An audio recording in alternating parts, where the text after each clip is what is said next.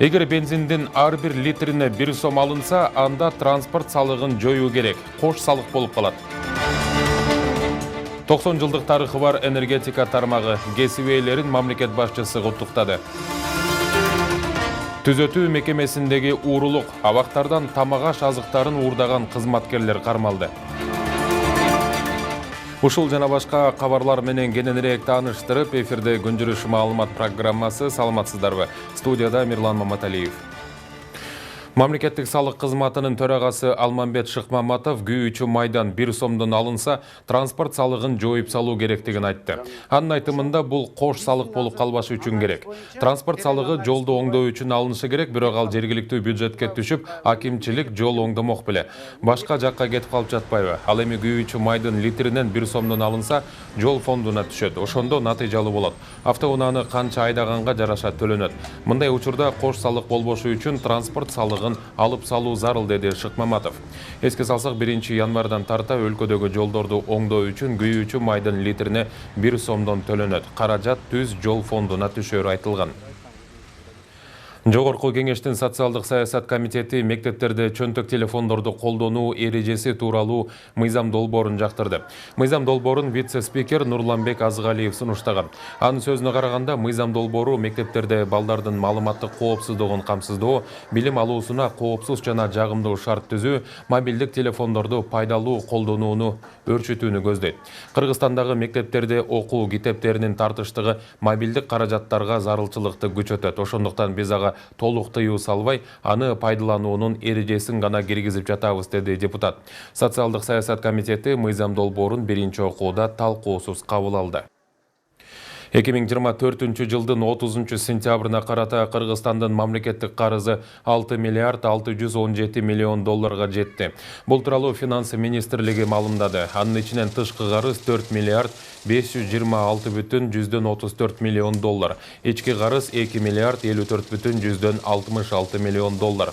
Маалыматка ылайык, тышкы карыз былтыркы жылдын аягындагы көрсөткүчтөн 90,3 миллион долларга азайган, ал эми ички карыз тескерисинче 426,86 миллион долларга көбөйгөн.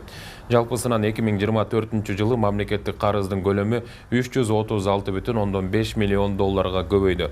Тышкы карыздын басымдуу бөлүгү 1,658 миллиард доллары Кытайдын Эксим банкына таандык. Кыргыз алтын ачык акционердик коому өзүнүн корпоративдик паркы үчүн 3 жаңы унаа сатып алды. Алар Кыргызстандагы заводдо чыгарылган Chevrolet Tracker кроссовер экени айтылды. Ишканада маалымдашкандай, унаалар кызматтык максатта колдонулат. Муну менен компаниянын автопарктары жаңыланып, Chevrolet Tracker кызмат мөөнөтү аяктаган унаалардын ордуна алмаштырылат. Ошондой эле жаңы унааларды сатып алуу атамекендик өндүрүшкө колдоо көрсөтүү багытталган. Кыргыз энергетикасына 90 жыл. Энергетиктердин кесиптик майрамына туш келген салтанат бүгүн президент Садыр Жапаровдун катышуусунда Кыргыз улуттук филармониясында белгиленди. Иш-чарада өлкө башчысы калкты жарык, үйлөрдү жылуулук менен камсыз кылган кесип ээлерин мааракеси менен куттуктап, жаңы электр станциялардын курулушу тармактагы негизги жетишкендик экенин белгилеп, кылым долбоору аталган Камбар Ата 1 ГЭСинин курулушуна да токтолду. Иш-чаранын жүрүшү туурасында кесиптешим Акылай айтып берет.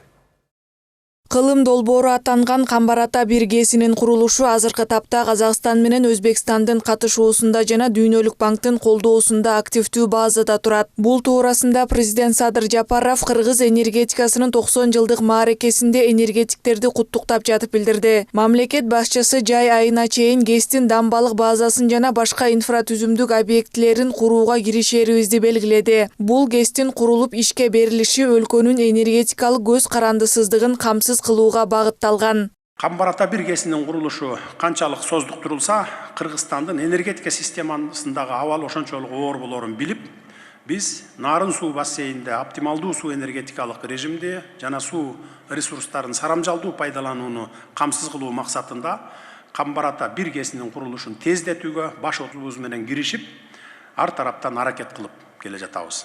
Камбар Ата 1 ГЭСин ишке киргизүү Токтогул ГЭСинин оптималдуу режимде иштөөсүнө мүмкүндүк берип, жай, жаз мезгилинде коңшу республикаларга суу берүүнү жана күз-кыш мезгилинде Кыргызстандын электр энергиясына болгон керектөөсүн толугу менен камсыз кылат. Тағыраак айтканда бул ГЭСтин курулушу Кыргызстандын энергетикалык көз карандысыздыгын камсыз кылууга багытталган даңгыр жол болуп эсептелет. Ошону менен бирге Борбор Азия чөлкөмүндө суу ресурстарын натыйжалуу башкарууда Камбар-Ата 1 ГЭСинин эбегейсиз мааниси зор болот.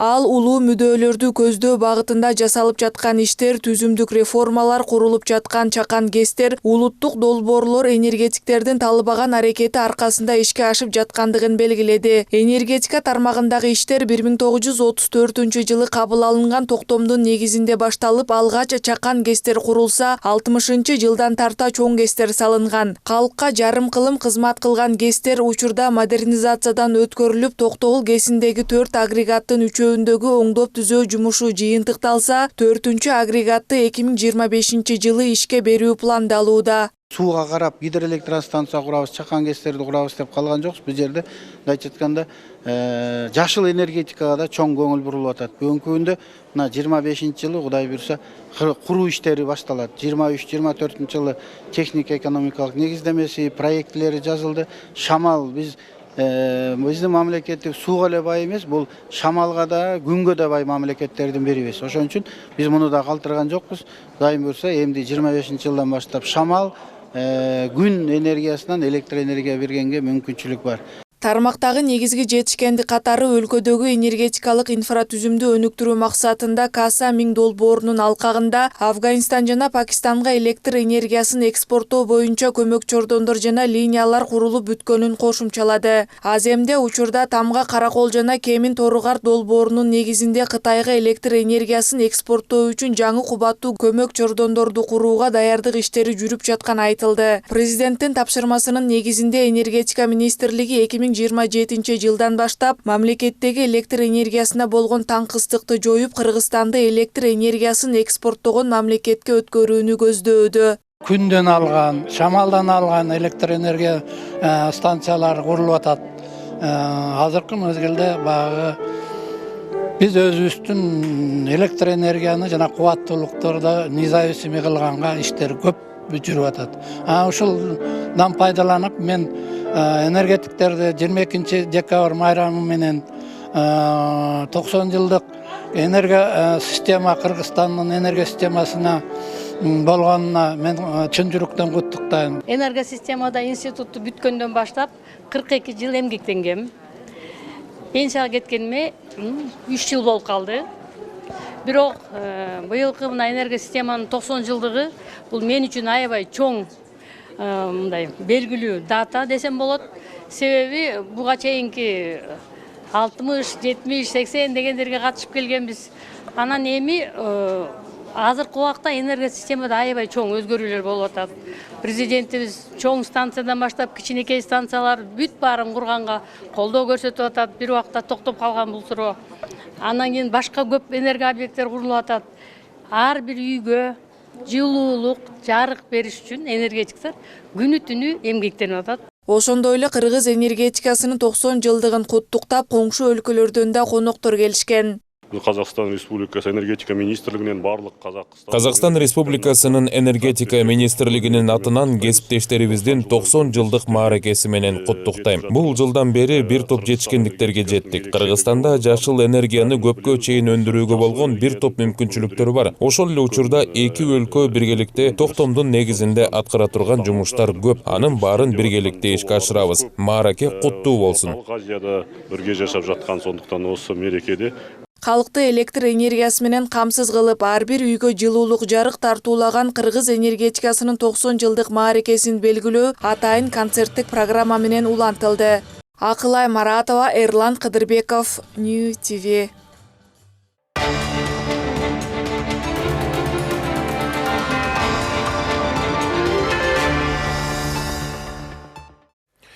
Чүй облусунун аймагында жайгашкан юстиция министрлигинин алдындагы түзөтүү мекемелеринин биринин кызматкерлери кылмышка шектөө катары кармалды. Бул тууралуу Ички иштер министрлигинин басма сөз кызматы кабарлады. Тергөө иш-чараларын жүргүзүүдө түзөтүү мекемесинин финансы чарбалык бөлүмүнүн материалдык техникалык камсыздоо кызматкерлери узак убакыт ичинде түзөтүү мекемесинен азык-түлүк уурдап, андан кийин пайда табуу үчүн сатып жүрүшкөнү аныкталган. Кызматкерлер өздөрүнүн жеке кызыкчылыктары азыктарын көздөп түзөтүү мекемесинин кампасынан тамак-аш азыктарын алып чыгып, аны фигуранттардын биринин жеке үйүнө сактоого которушкан. Ал жерден тергөө органдары алып кетишкен. 38 мүшөк акшак, ун, перловка жана күрүч алынды. Факт боюнча Чүй облустук ички иштер башкы башкармалыгынын тергөө кызматы тарабынан кылмыш жаза кодексинин 210-беренеси боюнча кылмыш иши козголгон. Тергөө ыкчам иш чараларын жүргүзүү учурунда түзөтүү мекемесинин 3 кызматкери кармалып, алар убактылуу кармоо жайына киргизилген деп жазылат маалыматта. Сот тарабынан кармалгандардын баш коргоо чарасы камакка алуу түрү тандалды. Нарында темир бетон заводу жана дарыянын жээгиндеги 6,6 гектарлык кум карьери мамлекетке кайтарылды. Бул тууралуу УКМКдан билдиришти. Маалыматка ылайык, темир бетон заводунун жана карьердин баасы 1 миллиард 79 миллион сомду түзөт. 2002 жылы Нарын шаардык администрациясы Мунара курулуш акционердик коомуна Нарын дарыясынын боюндагы темир бетон заводунун 6,6 гектар жерин мыйзамсыз бекитип берген. Кийин буйрук менен кадастр ишканасынын жооптуу адамдары Мунара курулуш акционердик компаниясынын ээсине аталган жер тилкеге жеке менчик укугу жөнүндө мамлекеттик акт беришкен деп айтылат маалыматта.